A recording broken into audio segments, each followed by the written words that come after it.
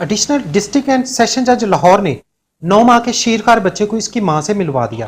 तफसीलात से आगाह करेंगे उमैर अशर।